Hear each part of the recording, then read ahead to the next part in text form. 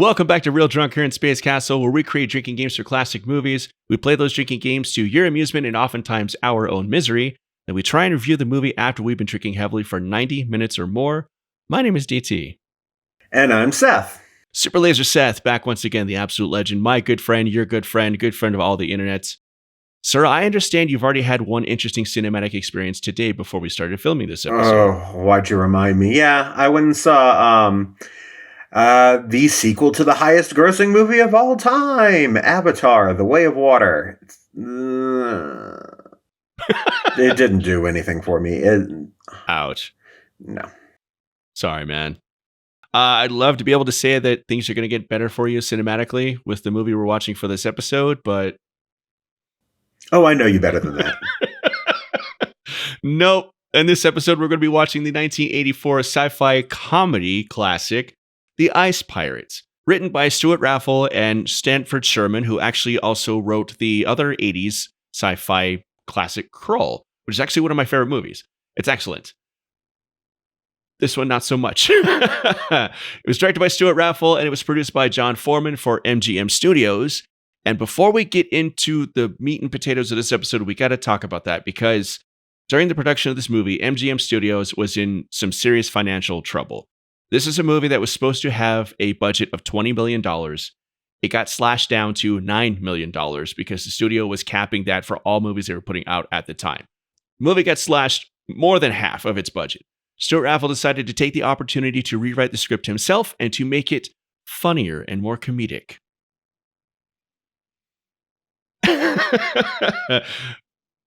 I'm guessing it didn't go well. We'll see. We'll see. And to make matters worse, MGM Studios is actually in the midst of a transition. They actually had just hired a brand new head of studio, Frank Yablans, who made the production an absolute living fucking nightmare for everybody involved. According to Stuart Raffle, Yablans was stealing money from MGM at the time, which stirred up a whole bunch of controversy, which kind of sets the tone for this whole thing. And he also had a bad run-in with the producer of the movie, John Foreman, wherein allegedly Foreman punched the guy in the face. So Yablans was holding a grudge. He took away even more money from the production in the midst of this grudge.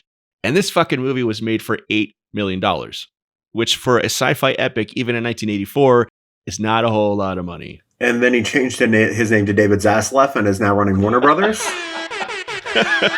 Pretty much, yeah. So the 1984 classic Ice Pirates, it stars Robert Urich, who is at the time, kind of a very prolific and well-known TV star.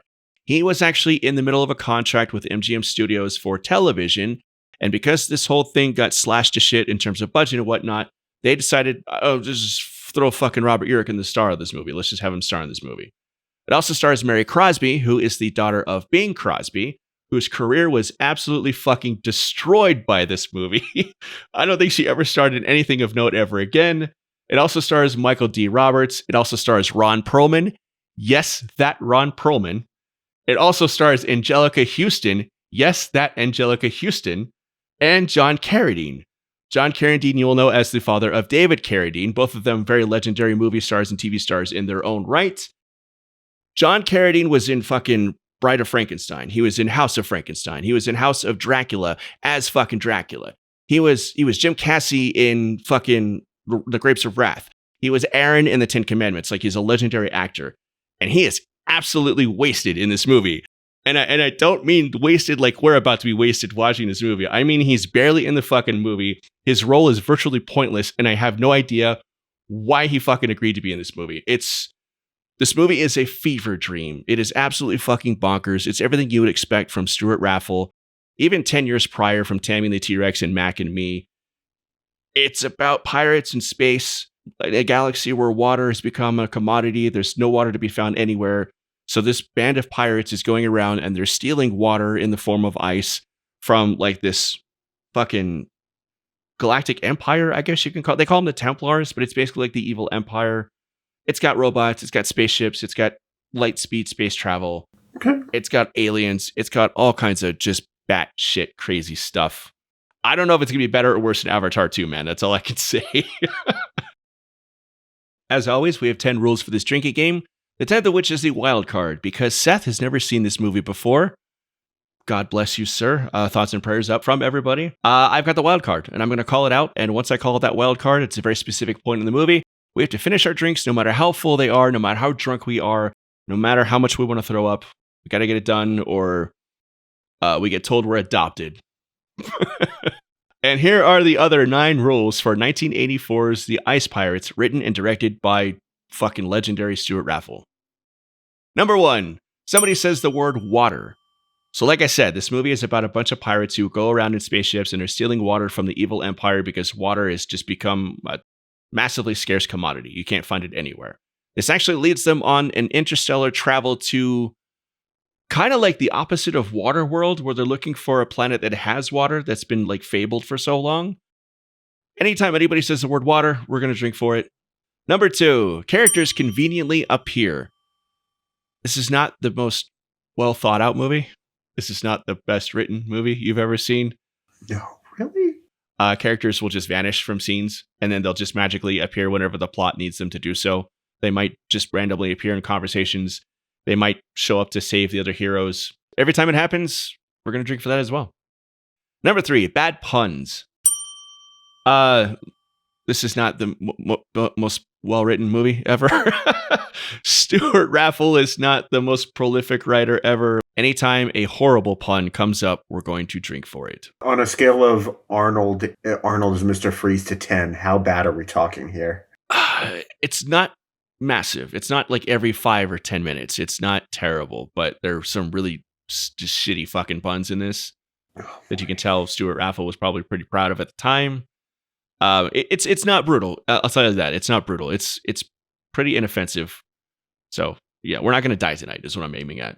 However, a lot of people do die in this movie, and that leads us to rule number 4. Somebody or something loses a limb. We're talking arms, legs, heads.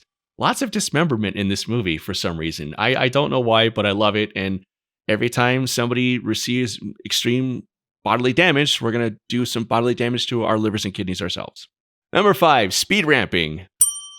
Speed ramping is a weird thing where it's actually sort of a plot device, but it's also a weird thing where the editors, I think, were just fucking done staring at this piece of shit and they just sped up a whole bunch of scenes randomly. So anytime that occurs in this movie, we're going to speed ourselves along to an early grave by drinking hard liquor. Number 6, a robot talks. And this is a weird thing because this is a sci-fi movie. It came out in the 80s. Robots are all the fucking rage. And not a whole lot of robots actually speak. And the movie actually makes a point of pointing out robots that do speak. It's weird. I don't know. But it felt like a good rule. So we're going to drink anytime a robot speaks in this movie. Rule number 7, space herpes. I'm not going to explain this one. If space herpes is a rule in the movie and it's not the wild card, I'm really scared of what the wild card's going to end up being. Well, much like Arizona State University, herpes is actually a recurring thing that happens multiple times in a movie. It's pretty prevalent. That's all I'm going to say. Number 8, somebody says the word pirate. It's a movie about pirates out in space, stealing water and doing piratey things. Anytime it's said, we're going to drink for it. And tying in with that, number 9, anytime someone or something uses a gun instead of a sword.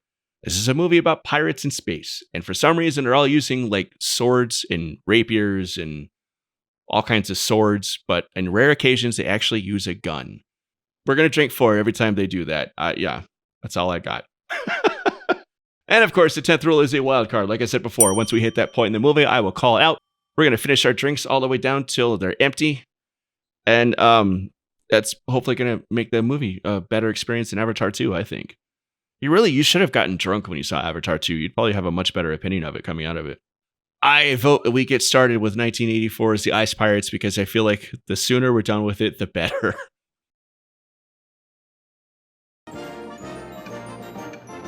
Are we opening on a character hanging themselves? What?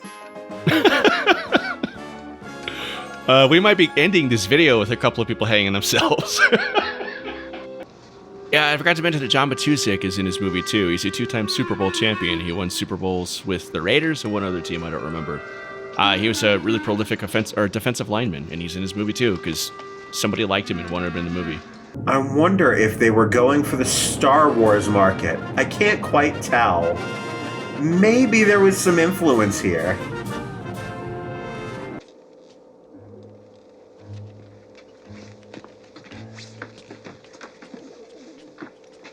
I'm just gonna drink because we're 4 minutes into this and we haven't had a reason to drink yet. I don't want to be ready. Sorry.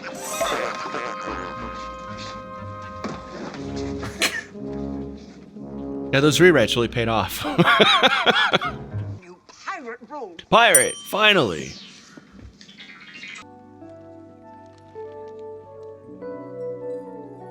So we're gonna stick you in this tube full of dry ice, Mary. I need you to hold your breath and not open your eyes. And here lies the career of Mary Crosby, daughter of Bing.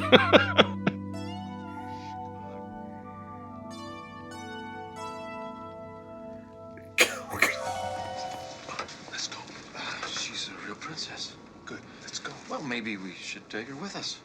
You promised you wouldn't do this. It's all clear. He promised he wouldn't do this? When did he promise he wouldn't steal people? What happened to we rape, we pillage? Oh, Tell your highness she just slept through the finest moment of her life. the 80s, man. Spring water, I can smell it from here. Woo! Just take a look at that. Pirates, sound the alarm! Pirates! Drink! Sorry to interrupt. So what other movie do you think they had the Templar costumes left over from that they just, like, made them the villains? Guess we got you pegged. Really bad pun. Got you pegged. Everything okay? Drink. Yeah, come on. It's in here. Somebody loses a limb. Drink. Come on, get in there. Attack him. Get in there. These are some really shitty robots. Get in. Hit him. Watch your leg. Robot loses a leg. Drink. Attack. Not me, you idiot. Hit him. Attack. Get in there. Come on, coward. Get in. And a head. Actually, I'm just gonna drink again. That robot kicking the other robot in the balls? Pretty sure that doesn't work on robots. Another robot lost a leg. Stop. He's holding a gun, but he hasn't used it Call him yet. off or I'll kill you. I mean, he's threatening someone with it. That's kind of using it. Cease. Alright, I'll drink for it. Let's go. Very funny. Yeah, use his gun. Not gonna blow up the ship. Time to leave. Severed head. Drink. It's like, you know what? We did a pretty good job. This will only take a second. I think I am gonna go rape the princess. I deserve a reward. It's gonna get us all killed. Guns.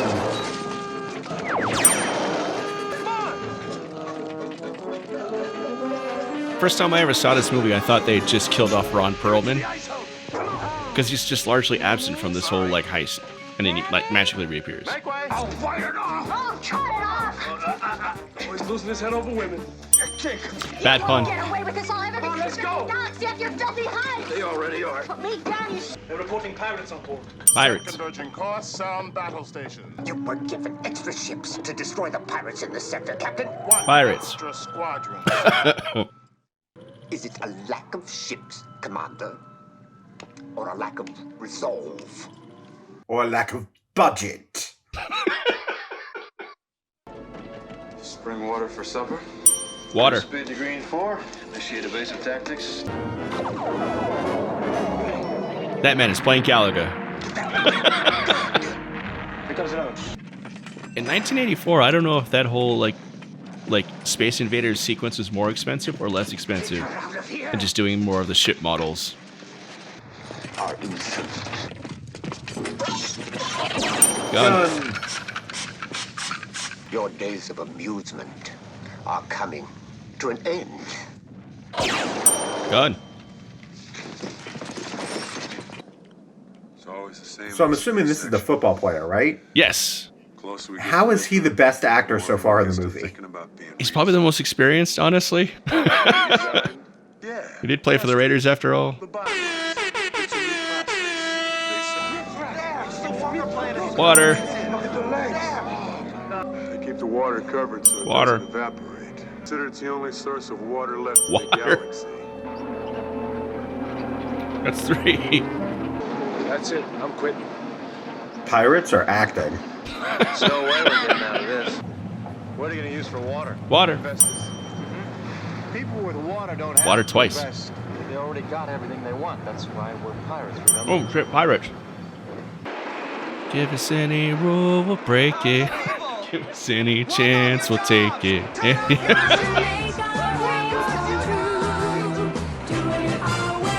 Sexy 80s club medieval ballroom dancing. Yeah, $8 million budget, man.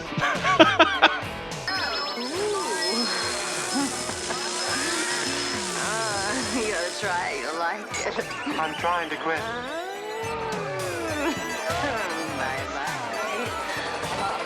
To Stuart Raffle, that joke was super clever. She's doing drugs and she's getting high.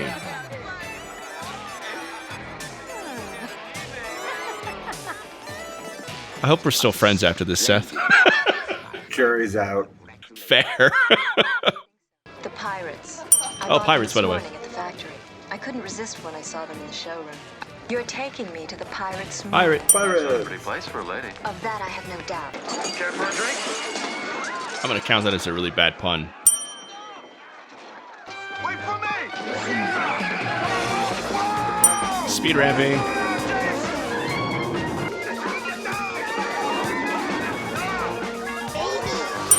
Talking robots. Was that supposed to be like a mother and a father and a baby robot?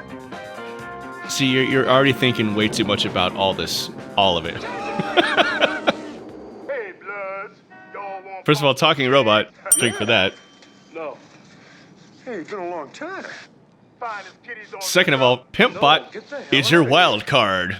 Drink up. Yeah, Blood. These mamas transport your ass to the office. We take out water, gold, credit cards, and high-price drugs. Yeah. I heard that. They really must try and teach these things how to speak. Except for the ones that we just saw speaking. Anything? No. By the way, I don't know if you recall, but those two guys went off with Pimp Bot to go see some titties, and now they're magically on the ship. Characters conveniently reappear. Drink. Congratulations, ladies. You're now bona fide pirates. Pirates. And, He's a pirate. I'm sure he can be bought. Pirate. more. Wrong. Gun. Find the pirate moon all by herself. Pirate. He's already fed the course into the computer. If anyone tampers with the water on board, Water. the ship will self-destruct. Keep an eye on them. Talking robot. Percy, huh? Talking robot. You're a real tough guy, aren't you? Oh, look, it's the Disneyland monorail. I'm dying, not enough water. After all these aeons, I still feel. Templars have wiped out half the pirate fleet Pirate. in the past 6 months. Things are getting bad, Jason. If you have any water on board, Water. be careful. Thanks, me. Okay. Ready for You want to guess what that is? Is he gonna start singing, "Hello, my baby, hello, my honey, hello, my..."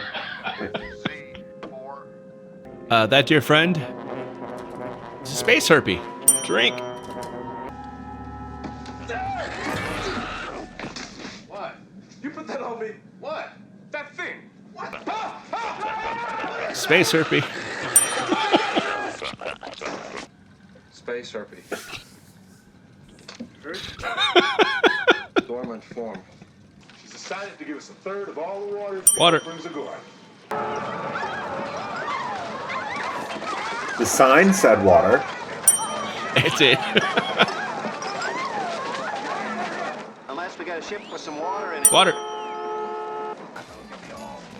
Pirate's Den.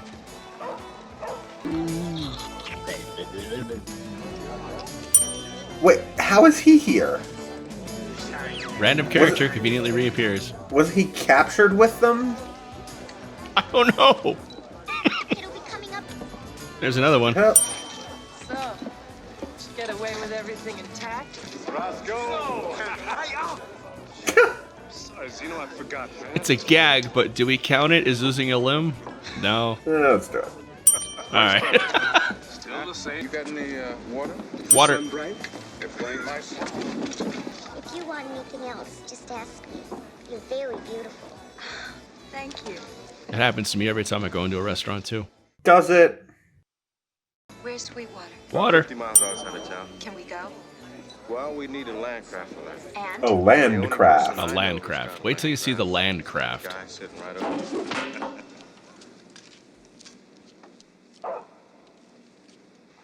Feeling better? Dismemberment. Remember that land craft they were talking about? Spared no expense, MGM. Solar-powered Pinewood Derby car? With a talking head of lettuce. Oh, they call her the Frog Lady, and she's played by Marsha Lewis, who was actually a really prolific TV actress at the time. You like my blouse? That's not her voice, by the way. You like the color? And you believed them. I saw the tapes, tasted the water. Water. Control. Planet of water like the Water. seventh world would destroy their control of the galaxy. Who is it? It's Emerton The Joe. only ones left who know. They have to kill us. Bye, Frog Lady. It's like a fucking parade float in a parade in Ohio. Talking Robot robot. talks.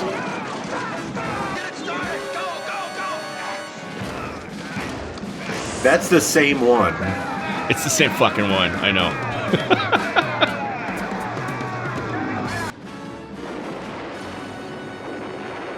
Did Tesla manufacture those land crafts? If you strike me down, I shall become more powerful than you can possibly imagine by no longer having to appear in this film. I'm sorry, Jason. Dream never was and never will be. What the? But you're still coming, right? We're sure this isn't a porn parody, like a gay porn parody of Pirates of the Caribbean, right? Like how to stomp on little people like you. Dismemberment. He dismembered himself! I don't know what we'd What? do without you. Half a teaspoon of carrots. Teaspoon of carrots? Put a few of these things in here. Hey, you ever think about playing this game? No, too rowdy for me. Yeah, I know what you mean. It's funny because he's a football player. I'm gonna drink more. Oh, yeah? It says here that the water planet has so Water. much moisture on its surface. The juice, which flows from the initial incision. Space herpy. Oh, God. That's disgusting! Yes, it is. It's really not that dangerous. That's not what I've been told. She clearly went to university. Probably Arizona State. Oh, we can build a set, or we have a fog machine. And a white cotton backdrop. Very clearly visible. Apparently they also ran out of money for pants. And suddenly unicorns. I said before, this movie is just a fucking fever dream. Like, there's just things on the screen for just no apparent reason. Poor unicorn. Oh, gun. People without water will do Water. anything. Let me demonstrate. Character conveniently appears out of nowhere. And his head comes off. And there come off. Yeah, I don't think Mary Crosby knew what she was in for when she signed on for this shit. She's not terrible or anything. I don't get why this would be such a career killer. Honestly, I feel like Robert Urich is the one who fully embraces this movie. He's actually pretty fucking charming. He's got kind of like a Robert Downey Jr. vibe throughout this whole thing. Like, he's like in it. How would you like me to drop kick you into the next time zone? You're so physical. Time zones really in isn't that space? And he had the ring in his mouth the whole time? What? What else have you got in there? Nothing. Would you care to make a deposit? Gross. Now that's a Bruce Valanche line. This whole thing is like a bad Spaceballs parody. Or like somebody had never seen Star Wars and decided to try to make a serious movie out of Spaceballs, not realizing it was already parodying something. I just wanted to get ahead.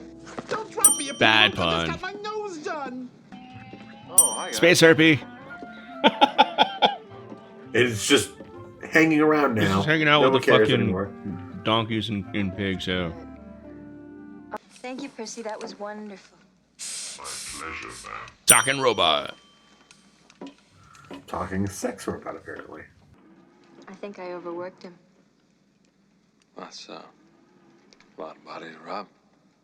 Did he just call her fat as a pickup line? I think so. Yeah.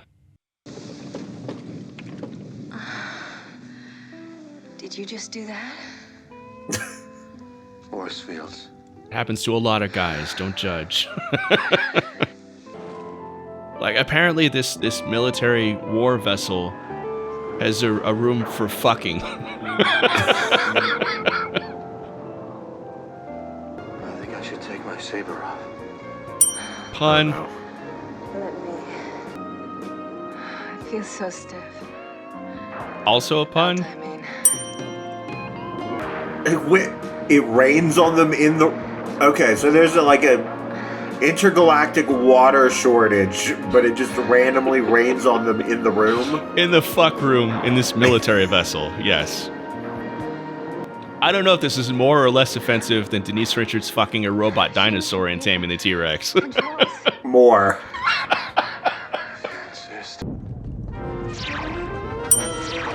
Speed ramping.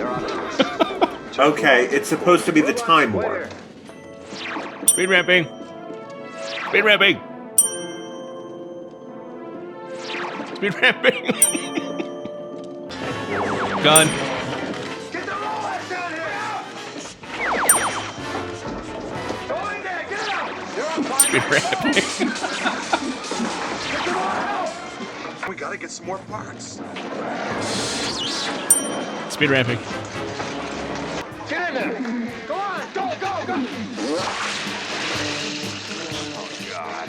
What? Get in there! Be careful, watch out. Don't slip. So robot diarrhea was almost the wild card. The princess is pregnant. How the hell that happened? You can be sure I had nothing to do with it. So apparently almost fucking in the water fuck room but getting interrupted is enough to get you pregnant in this movie. Speed ramping. Ah, well done, Percy. Space Herpy. Is everything okay? I'm afraid not, sir. Talking robot. What the hell is going on? Speed ramping. Speed ramping. Jason, don't be disturbing Nanny. She's getting very old. Nanny? Nanny?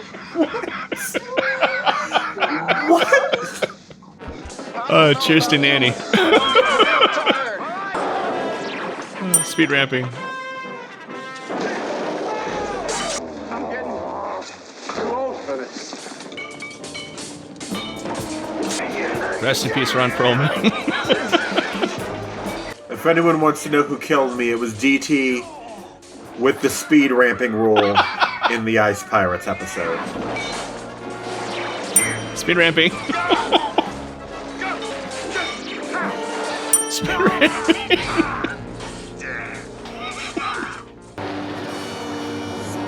Speed ramping. No, not him again. Here I come, Dad.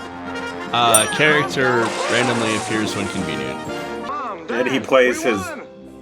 He's Robert a Urich chip plays off his own the son old in this movie, block. yeah. And then the time warp just never happened? we're back to the exact moment we were at when we entered the time warp. Velocity back to normal. What happened to the other ship? It's gone. They were 1 degree off the exact course when we entered the warp. I don't believe it. It's beautiful. Of course it's Earth. I knew it. I knew it was out there. And that, ladies and gentlemen, and Seth, was the Ice Pirates. So, fun fact, it is Earth. And the final shot of the movie was supposed to be them landing in California in modern day Earth. They shot it, they composited it, they put the whole fucking thing together. The head of MGM that we talked about at the beginning of his video, he cut it out for some reason. So when Stuart Raffle actually saw the finished movie, he didn't know that it had been cut out. And he lost his fucking mind over it. He said the only way he could calm down was by like drinking a bunch of vodka. He was so angry that they'd edited the movie without his permission or without his knowledge. I think I'm ready for the review. Are you ready for the review? Let's get it over with. Maybe if we drink a lot of whiskey, we'll do a time warp thing and we'll go back to the exact point where we made the choice to watch this movie. And it'll never have happened. Okay, let me make this very clear. You chose this movie. I did not choose this movie. You did.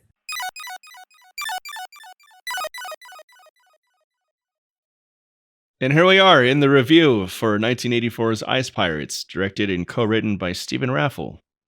And I'm just going to go ahead and pour more whiskey. Scale of 1 to 10, how irrevocably, wow. How damaged is our friendship?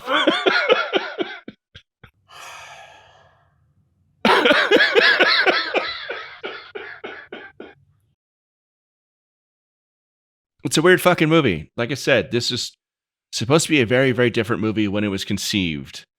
MGM was going through a lot of financial troubles. They chopped the budget for this movie more than half, went from $20 million to $9 million, and then kind of unofficially dropped down to $8 million because, like I said before, the studio head for MGM had a vendetta against the producer and just made the whole production for this thing a fucking mess.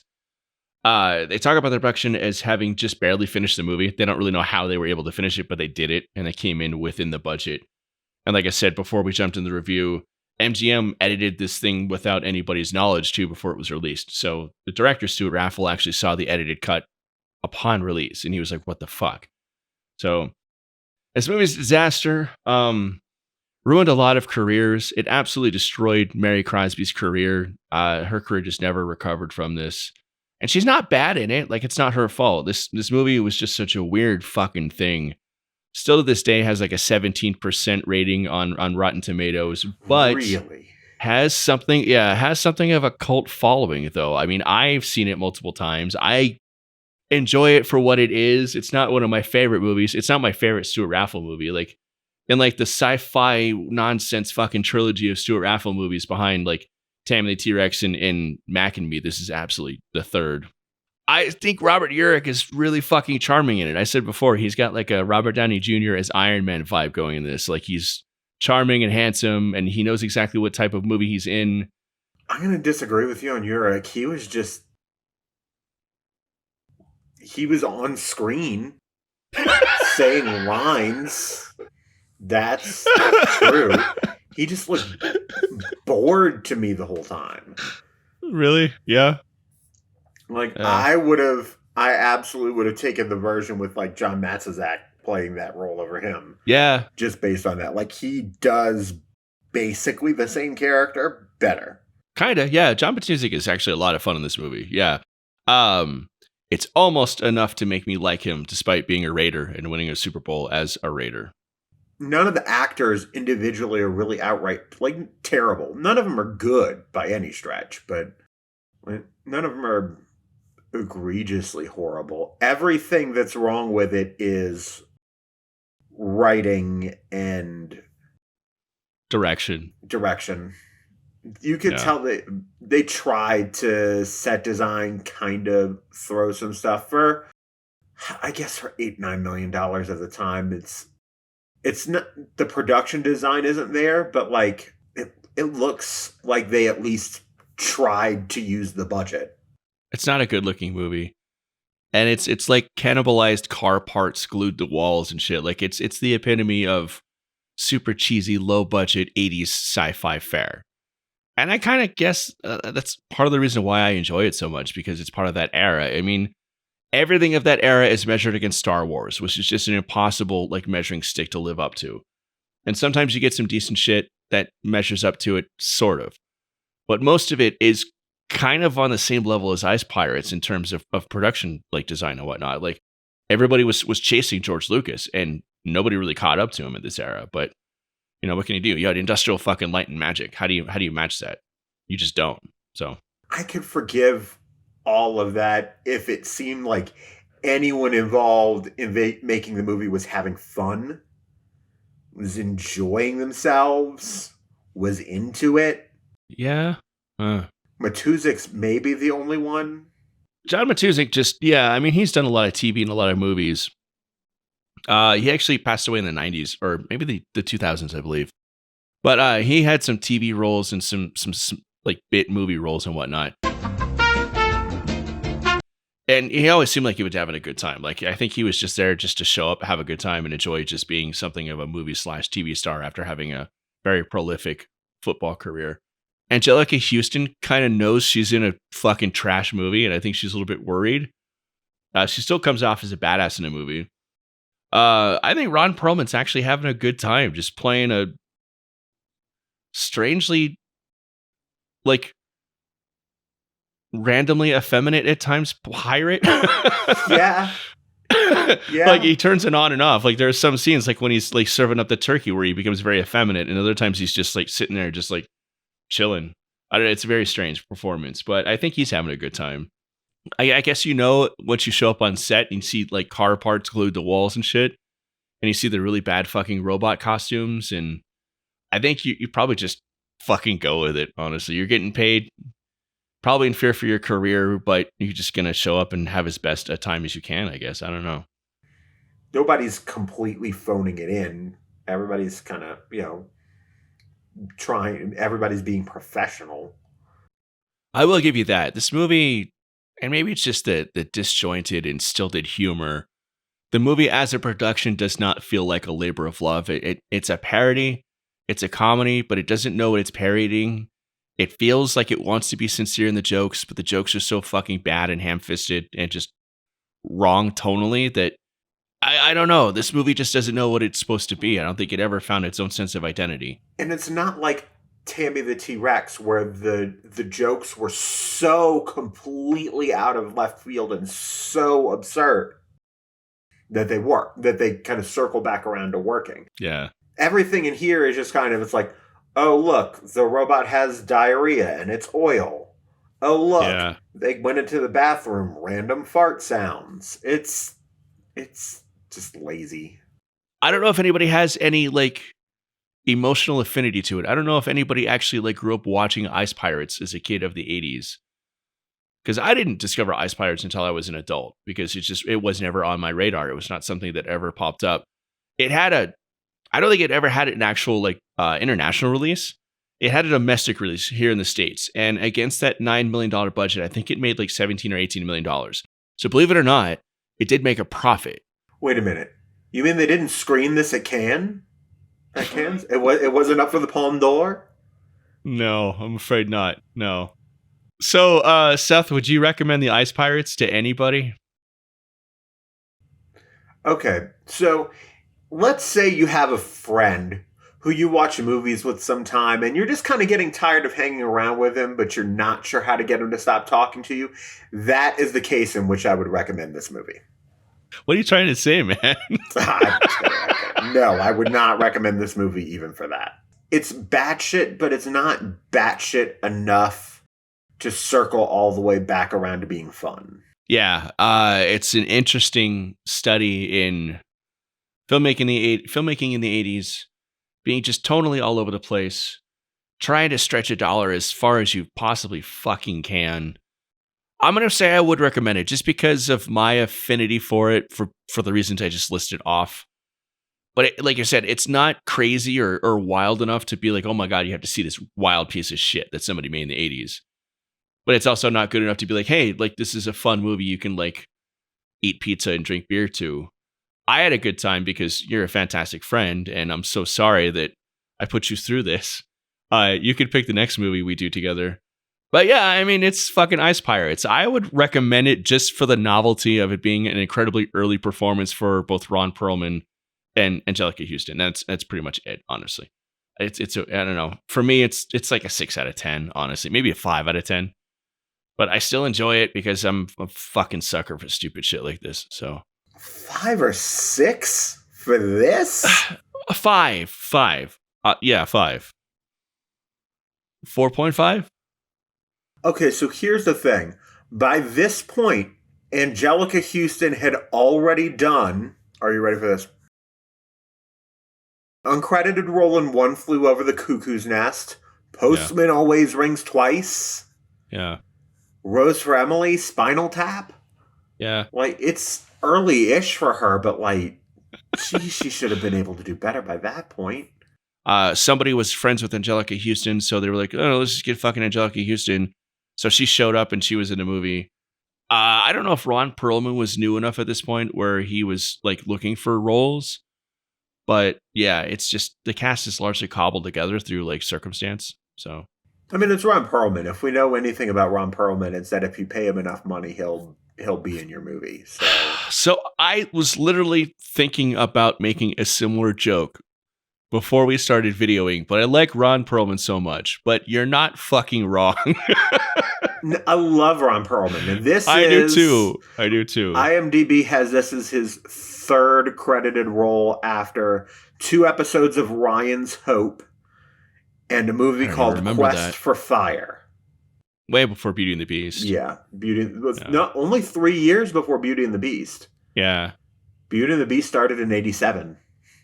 Yeah, I remember it when it came out. Yeah, because Linda Hamilton was like right around the Terminator era for her too. Or yeah, it was like in between Terminator and Terminator 2, because Terminator was like 1982 or some shit, if I remember correctly, and then Terminator 2 was like 91, I think. I could be way off because I've been drinking a lot of whiskey. Leave a comment down below if you know the correct dates of Terminator and Terminator 2's release dates. I know them. I will remember them in the morning after I take some Advil and drink a lot of water. Back when both Linda and I still liked James Cameron. Oh, and we're pulling full circle back to Jim Cameron and the whole Avatar thing. Was this better or worse than Avatar: Way of Water? Worse. Fuck. Really? Worse. Oh, man, I'm so sorry. Well, shit, I'm sorry I contributed to the worst movie day of your life, my friend. Oh, I've had worse. You know who I'm married to. You know what he makes me watch. I've had worse. Oh, fuck. Yeah. Just for the record, we'll never, ever do a Medea movie on this. We just won't. First of all, because it probably wouldn't pass through the copyright strikes on YouTube, but also because I just don't want to watch those ever. Ice Pirates, directed by Stuart Raffle, also co-written by him, and also, like I said before, the dude who wrote Krull, which is actually a really good 80s fantasy movie. I love that movie. Robbie Coltrane, fucking Liam Neeson. It's a really solid movie. We talked about doing an episode on that at some point, but I honestly legitimately think it's too good. But I also thought Clue was going to be too good for it too, and that has so far ended up being our most popular episode. So maybe someday. Yeah. Krull's not a good movie, but it's great. Oh, it's good. I think it's legitimately good. It's cheap. It's cheesy, but I think it's actually good. I think it's a lot of fun. Oh, it's a ton of fun. Yeah. We'll talk about that when we end up doing it. Because I think we probably will now. I think you've talked me into it. Maybe I talked myself into it. Maybe this whiskey's talked me into it. This is really fucking good whiskey. I'm impressed. I hope you've enjoyed our Stuart Raffle fan cast. Oh my God. I wonder what the chances would be of having him on to do like Mac and Me or something and round out the Stuart Raffle sci-fi trilogy. How amazing would that be? I'm going to get on the internet and try and find him. But in the meantime, this has been Real Drunk on Space Castle, where we create drinking games for classic movies. We perform those drinking games to your enjoyment and Seth's misery this time around. I'm so sorry, man. And then we try and review the movie after we've been drinking heavily for 90 minutes or more. Holy shit, the YouTube has exploded lately. The episode that came out before this one, the Clue episode, is probably at the time of this recording about to hit 800 views, which is insane. We've crossed the 100 view or a 100 subscription mark, which is just mind blowing to me. Thank you guys so much. We're having a blast doing these all the time, and we're just so happy that other people are enjoying them too. If you want to support the show, you can also listen to our weekly podcast. It comes out every Wednesday on your favorite podcast player. It's Spotify, it's Good Pods, it's Apple Podcasts everywhere. And you can check out all those details at the newly remodeled and redesigned spacecastlepod.com. We've also got links for merch, our Patreon if you want to support the show, and so forth. Seth, if this was playing at the Alamo Drafthouse, would you go see it? Probably not. Okay, that's the litmus test right there. All right. Thank you guys so much for watching. Take care of each other. Be good. Watch bad movies. Leave a comment down below. Subscribe if you want to subscribe. Find us on social medias. Tell us what movie we should watch next. Yeah. I'm DT on behalf of Super Laser Seth. We love you guys. Take care. Be good. Bye.